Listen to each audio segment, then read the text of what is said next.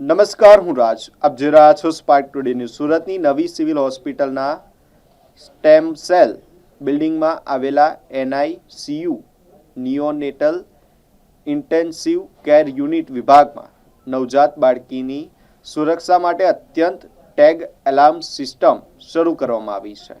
નવી વ્યવસ્થા હેઠળ નવજાત બાળકના હાથમાં વિશેષ સુરક્ષા ટેગ લગાવવામાં આવશે. જો કોઈ બાળકને ટેગ સાથે બહાર લઈ જવાનો પ્રયાસ કરશે તો ગેટ પાસે તાત્કાલિક સાયરન વાગશે અને સુરક્ષા તંત્ર એલર્ટ થઈ જશે. આ નવી સિસ્ટમનું આજે સવારે 11:30 કલાકે ડેમોન્સ્ટ્રેશન પણ યોજાયું હતું. હોસ્પિટલ તંત્રના જણાવ્યા મુજબ દર્દીઓ અને તેમના પરિવારજનોને ઓછામાં ઓછી અસુવિધા થાય તે માટે અલગ એલર્ટ વ્યવસ્થાની પણ સુવિધા ઊભી કરવામાં આવી છે.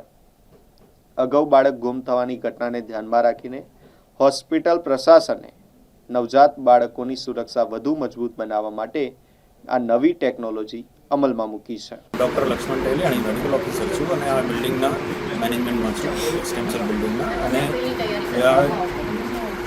જે NICUની બહાર જે RFID મશીન મૂકવામાં આવ્યું છે એનો ઉદ્દેશ્ય બાળકોની ચોરી અટકે એના ઉદ્દેશ્યથી મૂકવામાં આવ્યું છે. બાળકોને જે NICUમાં અંદર જે બચ્ચાઓ હશે એમને ટેગ બાંધવામાં આવે છે અને કોઈ પણ ત્રાહિત વ્યક્તિ એ ટેગ સાથે બચ્ચું લઈ જાય તો બીપ્સ વાગવા માંગશે અને સાયરન વાગવા માંગશે, જેથી કરીને સિક્યુરિટીવાળાને એલર્ટ મળે અને તરત આવી ચોરી થતી જે ઘટનાઓ છે, બચ્ચાની ચોરી થવાની જે ઘટના છે રોકી શકે.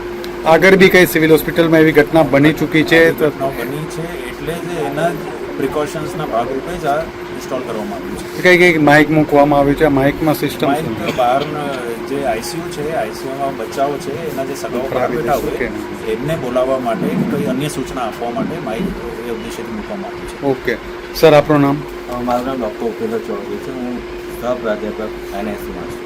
શું કહેશો, આજે સિવિલ હોસ્પિટલમાં નવી સિસ્ટમ મૂકવામાં આવી છે એ વિશે તમને કેટલો સરસ હતો? હજુ આ સિસ્ટમથી ફાયદો એ થશે કે કોઈ પણ નવજાત બાળક જો જાણ બહાર ICUની બહાર જશે તો તરત અમને એલર્ટ મળશે અને અમને ખબર પડશે કે આ બાળક જાણ વગર ગયું નથી.